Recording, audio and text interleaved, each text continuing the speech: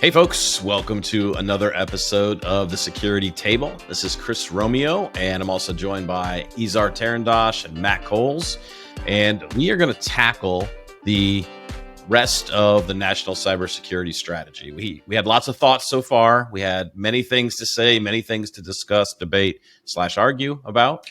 But we have a few more. And one of the things that I think for software security, application security, and for software in general, one of the biggest things we haven't even talked about yet, this whole idea of liability. And so let's pick right back up in pillar 3, which is called shape market forces to drive security and resilience. I want to get both of your takes on the high level goal that they have right at the top of pillar 3. And I'm going to read it directly. It's shift the consequences of poor cybersecurity away from the most vulnerable, making our digital ecosystem worthy of trust. What's your initial reaction when you hear that statement?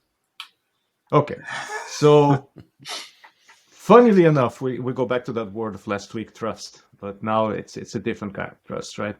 And as someone who has seen the nitty and gritty of putting out secure software and always battled with not always, but in many instances, I battled with the fact that we wanted to institute a new procedure or to put a new tool in place or to ask people to do things differently. And then there was that question, do we have a mandate to do this thing? And the answer was always, no, we don't. The only mandate here is that product has to go out of the door. The market waits for nobody, right? And if there's any problem, we're going to deal with it afterwards. It sounds great, but the problem is that afterwards, in between the launch and the afterwards, usually there is an incident in the middle where somebody may lose something that's very important and dear to them. And that wasn't really taken into account many times. And I feel that the aim of this part of the policy is right on point. I mean, people can't defend themselves. They give us their data on trust. And trust is something that you earn, right? We haven't earned that trust so far. Quite the opposite. In many aspects, we have lost again and again and again the trust. But people have no option. They have to deal with the world as it is today, and that goes through our systems. So I see this as an opportunity to actually earn that trust and go after it. And on the inside, have the mandate to actually institute those things that many times hurt the developer in terms of the velocity that they want to move at or the direction they want to move at, but that unfortunately are so needed. Yeah, I definitely agree with this. I guess it provides a backstop or I won't say a stick because it's not really a stick. It's an incentive for organizations that are producing products to take more of an interest. And I'm not saying that developers didn't already, but as Izar mentioned, time to market was always a challenge, right? That was always a push for a lot of organizations to ship. And now, with this in place, there's an emphasis on don't just blindly ship, right? Make sure that your requirements match your not only your functions you want to offer, but also match the customers that you're selling to, and give them the capabilities and the tools, or build a system that is by default. So I'm going to use Secure by Default today, and very important as a follow-up document that came out from CISA on this topic that probably should highlight here. Shipping products that can be consumed securely. Not just those that customers can put into a trustworthy state, but that start trustworthy. Yeah. Yeah, and I mean, the thing I love about this statement is it does really correct for the sins of the past we've had in technology. I mean, for so many years, the fate of data breaches and whatnot has been put on the users. Like, it's ultimately our data that's been stolen, lost, whatever, existing on the dark web. When I see this statement, I see this industry shift that we needed 20 years ago being pushed front and center to say we need to move away from the end customer being the recipient of whatever bad things happen, and really push this back on the people that are building technology products. And the three of us, like, we've been doing security for we could count up the number of decades. Like, we could very simply create like a 5-point list of what people need to do, what those companies need to do to really be successful with security and build secure products. The challenge is they just haven't been doing it. And so for me, flipping this around and saying, like, we're taking this off the users or the customers, we're putting it back on big company X, Y, and Z and startup X, Y, and Z. I think it's a really positive statement. I love it. Well, and I think actually the statement goes a step further, or the policy goes a step further. We're sort of talking about here having a reason to build security into your system and deploy it in a secure way and earn back trust. But keep in mind that the strategy itself actually says will require Congress to establish a liability scheme, meaning not just drive software vendors to produce secure software, but also there's a liability, there's a legal hook if they don't. Now, in that same paragraph, there is discussion about safe harbor, so some sort of legal framework that would allow a company that does the appropriate due diligence, whatever that is, to be shielded from liability, and so, or to some extent, if I'm reading that correctly, and so that could go in a lot of different directions. So hopefully the emphasis stays on moving the role of security back into the vendor's world, because they have the ability to influence it from design, from development, from deployment, whether we're talking cloud or desktop software or whatever, giving customers the tools to know that the system can be trustworthy. And obviously they may want to provide options to make it less secure, not more, start it more secure and not less secure. In other words, require users to opt out of security as opposed to require them to opt into security. And then if a team is grossly negligent, an organization is grossly negligent in terms of that, then have liability for that. And by the way, I think that we've seen precedents for this in the medical and automotive and safety critical spaces, where an organization that doesn't go through the due diligence practices is potentially liable for any harms that are caused. And so this is putting regular software development into the sort of more in line with, not in line, but more towards that goal. And that's probably a good thing overall. Yeah. It's painful. It will be interesting to see how this plays out with open source software, given liability, especially, and who or what is liable in an open source project. I mean, liability is about money, right? Like, if you don't have any money, then there isn't really any liability, because I guess you could sue the personal project maintainers personally. And so you might see LLCs start to be used for open source projects. Like, we don't do anything; it's an LLC. Or they'll just change the license to say, "Hey, we're not responsible for anything. You use it at your own." That's true. Use it at your own risk.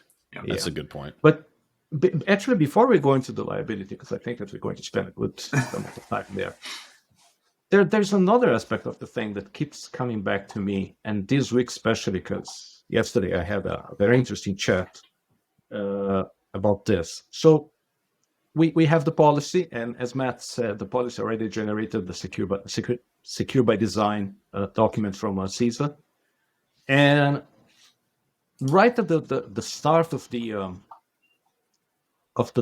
pillar 3 text, under the first strategic objective, hold the stewards of our data accountable. The opening sentence there is: security in personal data is a foundational aspect to protecting consumer privacy in a digital future. That sentence, that for me, is one of the most interesting here, because at the moment that you declare something to be foundational and you marry it with secure by design, you are saying, okay, from now on, everybody has to build these very strong foundations of security, and on top of that, develop your stuff. But at the same time, you are saying, we want you to plan ahead. We want you to think in terms of security, even before you build those foundations, right? And start thinking in terms of what kind of security value your product is going to have. So going back to the discussion that we had a couple of episodes back about the security, what was it that we called it? The companies that provide security products, Security vendors. security facilities. So yeah. That we said it's like a water facility. Utilities, thing, right? yeah. Yeah, utilities. Yeah. So that's going back to that, because those people are immediately going to be expected to have even more of a broader and harder approach to security. But if you take like the normal everyday software producer, this discussion that I alluded to yesterday mentioned the fact that sometimes we look at, okay, some people love saying, when considering the security that you have to put in place, think like a hacker. The three of us don't like that, because we know that thinking like a hacker doesn't mean anything, right? If you don't have the knowledge, you can think until tomorrow, you're not going to come up with anything. But then in this conversation, that took me to another aspect of the think like a hacker. For example, if we see an attack technique that we know it's going to cost X amount of dollars and give you a return of Y amount of dollars, and Y minus X is a small sum, or what we consider a small sum, we are going to say, hey, you know what, I can live with that. That's fine, because attackers just won't come for that small amount of profit.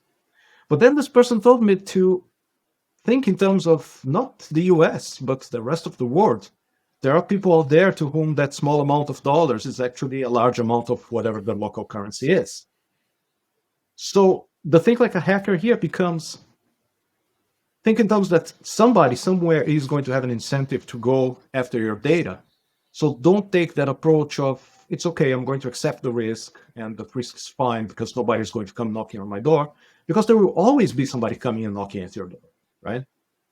And that to me changes the whole equation of risk, of probabilities, of thinking what is exactly that we are going to defend against, and lowers the bar of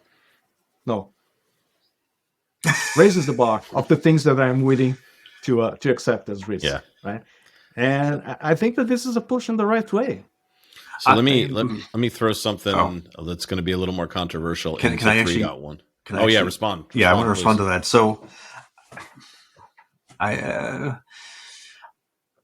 will it actually change? I guess I wonder if it will really change the calculus when it comes to what level of risk you may accept. I think more importantly, though, it may drive organizations to be more complete in their risk analysis and risk treatment. Thinking back to like medical devices and whatnot, when you thought about harms for medical devices, you had to be pretty thorough, right? There were a lot of different cases you had to consider, and even the most obscure case, could still have a significant impact. And so it still needed to be part of the hazard analysis and the exercise around risk management, as opposed to just taking, a defined set or the ones that tend to be the higher dollar amount, or tended to be the higher impact in terms of publicity or whatever. And so I think it may drive a more complete risk exercise as opposed to necessarily changing your thresholds. I think maybe both. So I guess the controversial thing I want to throw in here for 3.1, GDPR for the USA. You heard it here first. Like, I'm on the campaign trail now. GDPR, I was running a startup security journey when GDPR hit. I had to go through and we had to do the dance. We had to build the features that made us GDPR compliant. Who knows if that actually was, was true or not. But I like what GDPR did as far as forcing companies to have to protect data and pay the price if they don't. If they do bad things with data, if you disrespect the data of your user base, you will be held accountable for it with GDPR still to this day.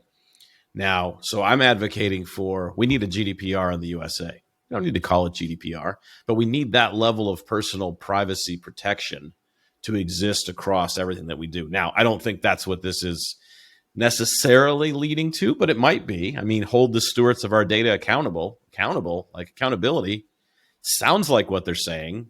Maybe I'm taking it a step further. I mean, what's your reaction, Izar, when you hear GDPR for the USA? Do you want a T-shirt? Like I'm printing T-shirts, hats, the whole 9 yards. Just don't tell me that you're going to make GDPR great again. But we're going to get so much hate mail. Yeah, the thing that keeps coming back to me is, okay, privacy, fine, great, that's awesome. Did GDPR do anything to solve SQLI? No. Was it attempting to? It wasn't for that, though. It wasn't the intent. It wasn't for that. Well, actually, but indirectly it was, right? You in order to have privacy, you have to have security. But the point here is, when I look at the foundational aspect again, right? To me, it's not the laws that we are going to put on top and say, this is the amount of fines that you're going to pay if something bad happens. This is going back to people and saying, these are the bad things that can happen, and this is what you do about them. Yeah, but GDPR is something different, though. GDPR didn't exist to cause security to be built into applications. That's exactly my point. But that's so yeah, I agree that we need more protections against SQLI. GDPR is not the answer. GDPR protected big companies from taking our data and just doing whatever the heck they want with it, and not respecting our rights of data at all, of personal privacy. The company. Okay, let me put it like this. I gave up on my privacy. Google knows everything about me. That's it. That there's nothing more to know, right? But is my problem Google? Is Google that really who's going to really cause me to have a problem because of what they know about me, of that loss of privacy, of that chosen loss of privacy, right? No. What I'm worried about is the leak, is the whatever, is somebody with malicious intent to begin with coming after my data. And that's not a matter of privacy. I agree, right? But again, I go to the foundation. We haven't solved the simple things. Why are we worried so much about the big law, pay more to the lawyers thing? So I want to pay more to the developers so that they do the right thing. Remember earlier you talked about the mandate? Yeah. GDPR provides a mandate to do things during a system's requirements and design and implementation because there's legal impact if you don't. Right? And so we don't have a matching one for security, right? Underwriter UL tried with their standard, right? And ISO has a standard which, or a thing around application security, but none of these are legally binding, right? GDPR provides a legal framework. So it isn't just a matter of a policy statement about protecting user data. It's presenting a legal framework, a liability framework for doing so, which drives behavior. Right, but my point is that GDPR by itself built this whole industry around being GDPR compliant. Yep. Right? And what you see is companies having to duplicate their internal environments. Half of it is GDPR compliant, half of it isn't. But at the end of the day, nobody has solved yet the basic problems. But we are just throwing laws and lawyers at it. I would be careful about that blanket statement. I think that some organizations have taken the approach that, well, GDPR covers a large portion of our customer base, and therefore we should really, rather than duplicating effort, we should really code to that level. Yep. Right. And have systems in place so that everyone basically gets the protections of GDPR, even if they don't live in Europe. Yeah, that's my experience as well. I've seen, I haven't seen separate infrastructure being deployed to cover a GDPR friendly case. I mean, think for example, one of GDPR's requirements is the right to be deleted. You have to give Google for European Union citizens, Google has to give them the ability to truly be removed from Google's databases. from end to end. And so if you want that, and I get, you're coming at this from kind of like the other end of you've kind of like said, okay, I'm personal privacy. I'm throwing everything in Google's, I already got everything about me and whatnot. I would say I tend to lean more towards the other side of saying, I try to stay away from Google as much as I possibly can, just because I don't like the market for how they do advertising, for example. I don't like the profile they have on me. I don't like the profile they have on everybody else. And so, yes, can I completely fight it? No. Am I caught in their machine?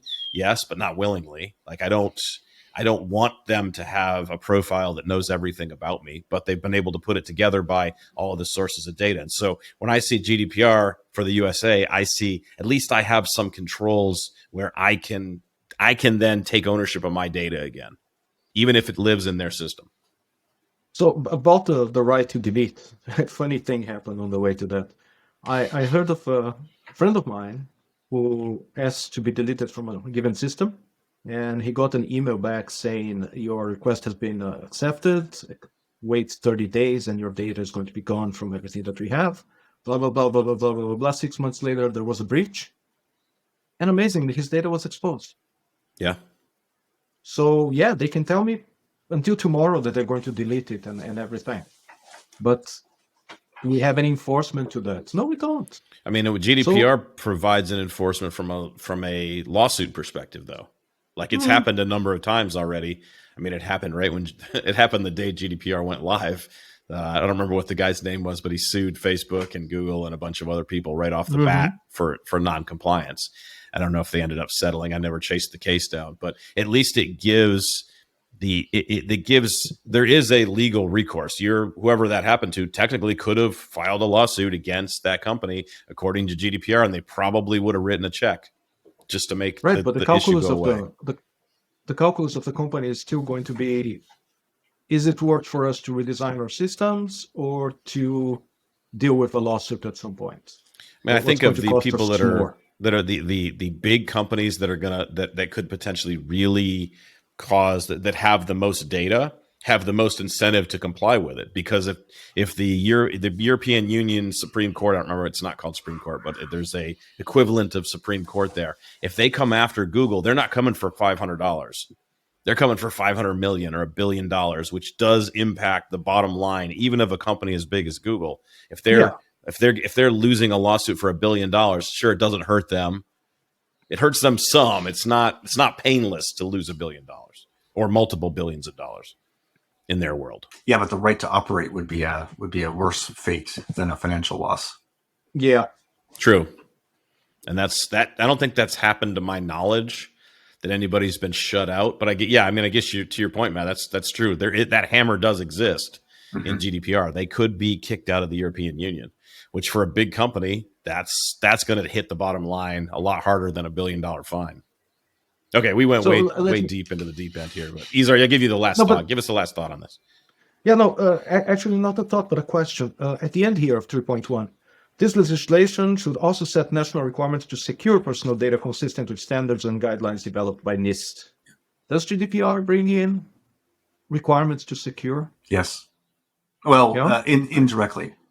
And again, in order to have privacy, you have to have security. And so there's a requirement. I know that, you know that, but do the people who read the GDPR know that? I don't think so. In my experience, not directly. It depends, right? I guess on which lawyer you're talking to. Always.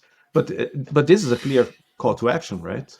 This is saying, hey, there has to be attached requirements to secure personal data. There's a clear call to action to have legislation. And this is a policy direction request for, we'll support legislation if you put something through Congress. And oh, by the way, in order for us to be a leader here, this should be the things that are in this legislation. Right? So the legislation could just be a liability framework around privacy laws. But when you attach it to NIST, aren't you automatically proposing something that's a bit more doable, a bit more tangible in terms of action? If you consider the software, the SSDF as tangible and actionable, then yeah. And generally that's better than nothing. Generally it's true. I think the SSDF is a good thing. It'd be nice if NIST got its act. I'm going to go out on a limb here and say it'd be nice if NIST got its act together with all the various initiatives that they have. They seem to be a little bit disjointed at times. And I think that there's an opportunity for them to shore that up. I think they're doing a better job over time. CISA and NIST together have done some good stuff. Yeah, it's net positive, right? Like they're not making the world a worse place. They're making the world a better place. Well, it's just when you get contradictions, that's, I think, or confusions, I think. So I'll throw out, for instance, you have the cybersecurity framework, which is not a development framework, right? It's primarily an operational framework. And then you have the SSDF, which is based on that in terms of structure, but uses development terms. And then separately, you have NIST 800-160, which is all about secure systems engineering, and they aren't necessarily always aligned. Yeah. So yeah, I mean, I again marvel at your capability of keeping all those numbers aligned and dashes and whatnot. This is how Matt falls asleep at night. He's like, NIST 160.4. Special publications 1800. That's right. People used to count sheep in the olden days. Now we count NIST documents, SPs, and because today we are the cheap. Anyway, you're making my point. See, let the audience recognize Izar has come around on the whole personal privacy thing because he did admit that he is the sheep. Okay, moving on. All right, let's talk about 3.3 because this is probably the biggest. Wait! We're going to jump 3.2. I want to talk about liability, but let's talk about 3.2 real quick. Drive the development of secure IoT devices. What are your thoughts there, Izar? I'm just asking myself, why call out fitness trackers and baby monitors? Why restrict this to IoT devices? I guess this may be like do the whole thing everywhere. Well, IoT devices they do have some differences that I think require being called out, given that even us as security people have them in our homes now, and they live in a different. Yeah, I mean, we're wearing them; they're everywhere. Like it's become part of the average home has a Nest or a Echo Bee or whatever. But why not these things too? These aren't IoT devices. Yeah, they practically. It looks like a Huawei. Oh. Anyway, absolutely not. Speaking of That's Google. Illegal. Speaking of Google, Matt, going back to the numbers and everything, this thing mentions the IoT Cybersecurity Improvement Act of 2020, which, apart from being an awesome name to a document, I never heard of it before. I've never heard of it before either. No, I've been in companies that do IoT development. Yeah, I don't recall that. I thought that if anybody would know, it would be you. Okay, 3.3. Okay, let's talk about this whole idea of shifting liability for insecure software products and services. Let me give the standard disclaimer. Izar, Matt, and Chris are not attorneys, nor have we gone to law school. So you should speak to your attorney if you do want to take anything that we say. Your attorney needs to review it and then counter whatever we say. Actually, sorry, I need to go back to 3.2. I'm sorry for derailing. I'll have to say the disclaimer again, but I mean, it's fine. Okay, fine. So there were two parts of 3.2 actually that were kind of important. So Izar called out the Cybersecurity Improvement Act that none of us have ever heard of, which is interesting. But the two parts is secure by default, common theme, right? And we have a link to the CISA document, which is secure by design, and secure by default, which are two secure design principles that should be followed and are taking on more of an emphasis given the cybersecurity strategy. And 3.2 critically calls that out. So again, having a system, an IoT device, a smart TV or smart toaster, your smart oven, your smart whatever, being secure as an opt-in, as a by default rather. So you have to opt out of security as opposed to the other way around where you have to opt into security. That's a critical key concept there. And I think that the other key concept of interest here is the labeling discussion. So we may table that for some time in the future, maybe, but the labeling is an interesting concept of sort of like nutrition labels. I think this is where that was started from. Yeah. About when you buy a device, how does it compare to other devices on the market? Whether that's within the same, if you're buying, if you're looking at a smart toaster and you have 3 smart toasters to choose from, you can look at the label and go, oh, this one's less fattening and this one has less sugar. Yeah. Obviously in security and privacy terms. Instead, I mean, that's what UL was trying to do. They were trying to build that standard that UL approved from a security perspective, if anything, they were a few years too early. Like now is probably more the correct time. Yeah. But to your point, like labeling, what is labeling there for? It's not there. It's not there for the three of us. Like we can go Google some design documents and look at me. I used the word Google. Sorry, I take that back. We can go search or ask Chat GPT to give us some details and analyze what an IoT device is doing. The general public can't do that, right? Yeah, SBAR. There you go. Come on, Matt, bring it back around here. But the average consumer, though, like think about our parents. If our parents are going out to buy something, people from our parents' generation are going to buy a technology device. They don't know what the heck they need something that's a stamp of a seal of approval. Not good housekeeping seal of approval, but good security seal of approval. Well, actually, not even a seal of approval suggests that somebody made a decision that is good enough for them, as opposed to an information card that says compare apples to apples. Right? Yeah, because I see what you're saying. How do you get the market? If you look at the marketing for, we'll just say Samsung versus Apple phones, for instance, they use different terms for the same thing. How do you know that they're using AES-256 encryption with, securing those keys in a secure element, et cetera, blah, blah, blah? I think because in the iPhone, they're using terms like best of breed, better than the other thing that Matt was just talking about, all those. Yes, I'm an Apple fanboy, and I admit it. So let's talk about liability.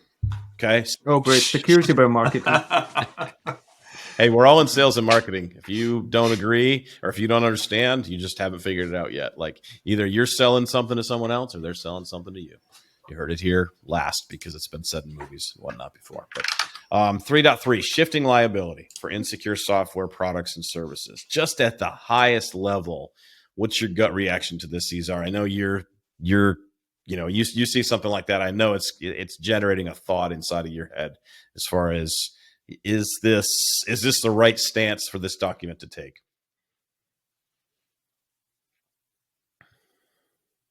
Yes, then no. I think that yes, it's the right way to go because, tell you the truth, I can't imagine a single industry that's less responsible for the things that they produce than we are, right? We release these things in the world and you use it at your own risk and whatever. And it's probably written somewhere in those licenses, like Windows and whatnot, that whatever happens, and it's your problem, not ours.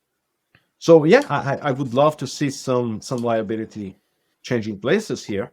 Unfortunately, I have to look at what happened in what I understand could be wrong in the medical industry when liabilities became a real thing and became an extremely litigious thing. And doctors, I understand, have to pay through their ears and noses for insurance against liability, right? So like everything, it's going to become an industry and a lot of people are going to make a lot of money out of it. And I worry about, is it going to bring something new, something different? Or is it going to be more of the same with different names? And every time that you have to litigate something like this is going to take years, so it's not going to go anywhere. I think the biggest problem I have with these statements is the word reasonable. Fail to take reasonable precautions. If that is left vague, then the fears that Azar is highlighting, I think, can be real. Well, they describe it further down, right? They talk about this safe harbor will draw from current best practices for secure software development, such as NIST Secure Software Development Framework. It must evolve over time because things are changing. So, like, they're not gonna. It doesn't sound like the idea is to just decide what some people think are reasonable, and then because, like we said, the three of us could sit here and argue about what's reasonable. We could do a whole episode on reasonable software security, and we would argue different things. We'd all say threat modeling, yes, first pole position for threat modeling, but the rest of the stuff, we'll definitely cue that up as an episode. But just as a teaser, I'm reaching the opinion where I don't think DAST is worth much anything in the world. and I'm just going to leave that there for people to send me hate mail after they send Matt hate mail for the previous thing he said. But to the point, like you might have a difference of opinion though. That might be a one where you're like, oh no, DAST is super important or whatever.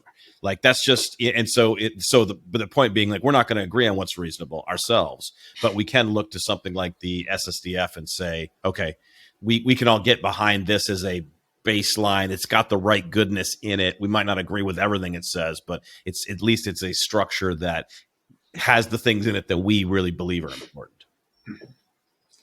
Look, reasonable is always going to be a balance between cost and benefits, right? And I think that it's fair to say that what's reasonable for one person, it's less reasonable for another. So that's where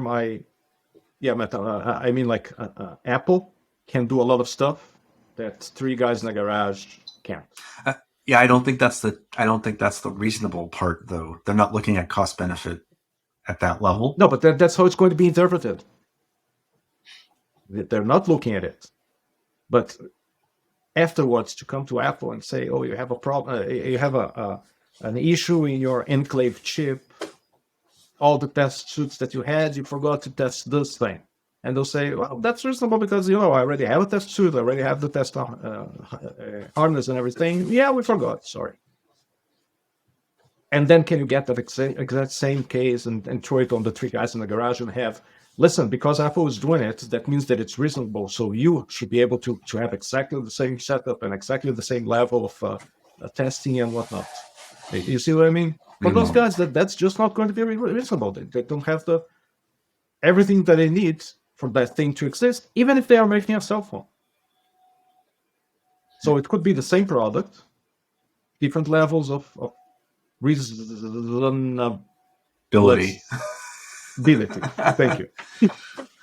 So it goes to that, and again, I'm just afraid that it's going to go the medical field way, and it's going. At the end of the day, who's going to make money out of it is lawyers, and the consumer is going to be left at perhaps a bit better place. Not much of a shift, because those things take a long time to happen. Yeah. The burden of proof is huge. I don't know. I mean, the first case is I like what I hear, but I'm not optimistic. The first case is going to be one of those landmark cases. Like somebody's going to get... They're gonna get fined or something for a lack of proper software security discipline or lack of reasonable software security, and they're gonna end up going all the way up to the Supreme Court to argue about how did you determine that? What is the fines? Like, there's gonna be this doesn't. I don't see this having an impact in the next year. It's probably, further. I'm happy for Gary because he's going to make a lot of money as an expert witness, but. At the end of the day, what's going to move the needle here? I guess so. Interestingly enough, they use some pretty particular language in here about liability, right? So establishing a framework for liability. We talked about that previously. That was 3.1 also. And then it says legislation should prevent manufacturers and software publishers with market power from fully disclaiming liability by contract, and establish the particular term higher standards of care for software. So that is the medical device scenario, right? That is an organization that has a lot of market power, meaning large customer base potentially, or a technology that is fundamental, right, to the operation of things for a large set of users, or for a lot of data potentially, will be set to a standard that's potentially higher than for others. I think is the important. You jumped the end of the sentence. For specific high risk scenarios, but it's already qualifying it to something that's already intangible, to something that somebody is going to have to decide. What's the amount of risk that makes it a specific high risk scenario? Well, this is the policy part that gets translated. This is the policy part that gets translated to And Gunnar agrees with me. So what's just happened here is one of these big multinational corporations has been listening to this, violating our privacy, and now they're at Matt's door. I'm going to go meet the NSA. I'll be right back. Seriously, I'll be right back. You guys talk amongst yourself. Yeah. I mean, I get what Matt's saying. Okay, and that's right. Market power, and I would guess that somebody going, I don't know, again, against Apple because there's something that they forgot to do on the iPhone. We're talking about billions of users here. I don't know the numbers, but I'm guessing. But then somebody's going to come and say, okay, it's billions of users, but the risk is not that big because what got breached was just a number of people, and now we have fixed and everything. So we reduced the risk because we addressed the issue. Yeah, it's going to be an interesting number of years here as this peels out into something that's tangible. Liability is, I don't know, hopefully it'll have the impact of scaring straight some of these companies. Like, you take young people to the prison and they get scared about the potential outcome of being in prison, and then they change their ways. I don't know. I mean, did GDPR do that? I think it did. Because of at least it forced compliance of the individual requirements of, right to be forgotten, right to, this, I don't remember what the other tangible rights were.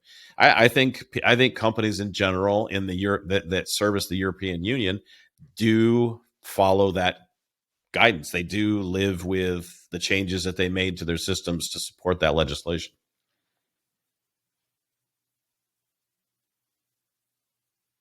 So what I'm hearing you saying is that today, 80% of everybody in Europe is GDPR compliant. Yeah, I don't know what's the amount of compliance. Yeah, I don't know I would think it's probably higher than that because they were, even for companies here in the US, like when we were dealing with, there was this whole safe harbor thing of, there was this, as a US company, we could go through, there was some reciprocating agreement between the US and it's now been nullified, so it doesn't matter anymore. But we could go through and basically self-attest that we were complying with all those requirements on behalf of users from the European Union. And so, yeah, I would say that the compliance level is probably higher than that. And I think the value of GDPR, the only real value is there's still the fear of the hammer. They could still hit one of these big companies with the hammer and for $5-10 billion if they wanted to. I think I just got too cynical for this thing because I hear self-attestation, fear of the hammer. It's all up there. It's one more risk probability, right? Yeah. Might happen to us, might not happen to us. We're willing to put up with the cost of it happening. Self-attestation. We investigated ourselves and we found us not guilty. Well, that's only for U.S. companies. That wasn't for EU. Right, that was for U.S. That was how they tried to bridge the gap from EU into the U.S. Turns out the EU Supreme Court shot it down. It's a measure. It's a measure that can be found to be acceptable as a solution to this problem because it was tried and it happened. Yeah, I mean, it's mitigation. So self-attestation is something that might happen, right? Yeah, I mean, it's an accepted level of protection, let's say. Yeah, I mean, they self-assessed it. That's fine. I mean, nothing and nothing's going to provide perfection, right? Like, no. I mean, yes, we're cynical, not based on law, but we're cynical. I mean, I don't think based on anything. Like, we're cynical security people, yes, and so we're all going to probably be too cynical about hope for the future and how these things could have a positive impact. I think there's going to be some type of a happy medium, though. Like, it's not going to be exactly what this document would do. We've gone through this whole document. Like, the world is not going to, the United States and companies that support the United States are not going to shift to 100% compliance with all these things they've said. They're also going to do some things to get better as a result of whatever comes out of this document. And so just like everything else, it's going to land in the middle somewhere. What I miss? So you talk, not much, but you touch on something very, very interesting to me. you said not the whole world is going to do something about this, and I don't know if you meant the whole world or not. I meant not everybody, like Not everybody. not all the people that are technically that are governed according to this national cyber strategy. But we have 5 minutes here, and I would love to hear you guys tell me something about this. What would be the impact of this policy on the rest of the world? Like, think in terms of how the GDPR impacted us here. Yeah. And you pointed to a good number of cases. How is this going to impact the rest of the world? What's China going to say about privacy? Well, I think you gotta segment the rest of the world into a few categories. We have friendly. We have friendly partnerships. There's the Five Eyes, that share intelligence. There then are the NATO member countries that are also more friendly towards us. And there's also, a couple other categories, including the 7 companies. I think it's 7 countries you can't even ship crypto to at this point. Maybe so you got to segment it though before you can't talk about like. I think our friendly countries, I think this is going to help pull them along. And Matt's brought up that CISA document, the Secure by Default, Secure by Design. That's signed by a number of other countries around the world. So specifically, it brought together CISA, NSA, FBI within the U.S., the Australian Cybersecurity Center, the Canadian Center for Cybersecurity, the UK, the Germany, Netherlands, New Zealand's CERT and NCSC. Yeah, and that's outside the Five Eyes. That's a couple of additional ones. Which by itself is a huge accomplishment. Let's be honest here. So as a position, it's amazing. As a position, it is the United States becoming more equitable is the wrong word. Sort of in line with international norm or setting an international norm. I will be careful with not universally, right? That's a given because those are US-led organizations. But let's address the dragon in the room. What's China going to do about this, if anything? I don't think they're going to do anything. I'm not worried about the data that New Zealand has on me. I'm worried about the data that China has. So the United States has always set a standard that other countries can choose to emulate. And I'm going to speak it from. I want to be careful here. I think we set a standard that we hope that others emulate. In many cases, we're trailing, not leading. And so we're playing catch up in many cases, especially in terms of privacy and security. I would for some things of security, certainly. But then you have other parts of the world that are going to follow their own paths or have their own standards, and similarly either being leaders or followers in their respective areas with a set of folks who follow them. But it's not like we're talking about nuclear nonproliferation here. Oh, isn't? Or is it? It's a few steps below. I mean, I did learn about those fancy defense words you guys were teaching me that were in this document at the. But no, think about it. We already seen companies having the U.S. market closed, and by extension, all those other markets that you guys mentioned. Mm-hmm. Could this policy be used as something like a hammer for a new economic policy, where we say, hey, we're not going to use any service or anything from that specific country? Well, that happens now. I don't know. Like to your point, I'm just throwing that there. Well, so I think you're now what you're alluding to is what shows up in section 4, which we weren't going to talk about. So section 4 is securing the technical foundation of the internet, which we don't know. 4.1 specifically. So this is implementing technologies that if other countries and companies don't adopt, they won't be able to play. Yeah. Now I want to come back. I want to address Izar's original point, because I just thought of something from my professional experience that does play into this. So when I worked at Cisco, I was part of the global certification team. We were responsible for common criteria and FIPS certifications that were U.S. government certifications, but were also recognized by other countries, some of the other partner countries around the world. Interesting thing happened, though.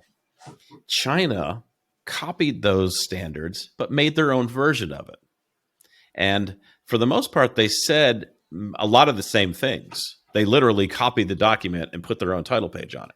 And so that was an example of where, yes, we can think like there's this big disagreement between the US and China on so many different levels. But there was an example where China took something that, I mean, common criteria was an international standard that many countries poured into. And they took it, and yes, they weren't willing to sign on and say that they were playing in the international space and doing that thing, but they were willing to copy it and use it. And they had their own version of FIPS 140 as well. That was the same stuff that NIST's FIPS 140 says. So I think this could have some positive outcomes, I think, for the global communities, even some of those that we think of as maybe not so friendly today. Well, and specifically, so since we're now in the 4.1, I'm going to highlight in paragraph 2, as autocratic regimes seek to change the internet and its multi-stakeholder foundation to enable government control, ... Yeah. So and that's part of part of the internet does not belong to the United States government, even though ARPANET was originally created. And NOMAT and NSFNet and all of the bases. That car has left the garage, and we're not. There's no reverse gear on the internet. So I know we're about out of time for today, and so we've spent a lot of time pouring through this document, and I've really enjoyed this conversation. It's really made me think about some things that are outside of AppSec, product security, where I tend to live all of my thinking goes into. And so I've really enjoyed kind of thinking big picture and applying and hearing your experiences and your knowledge about how do we apply this to geopolitical issues. I learned a lot about it. Thank you, guys. Yeah, this has been excellent. Really. So we'll now one thing we are going to do is we're going to have a future episode called Reasonable Software Security. And it's going to be a battle royale where we argue about what is reasonable in software security. So, folks, stay tuned. Reasonable Software Security will be a future episode here. And with that, Matt's dog would like to tell you goodbye.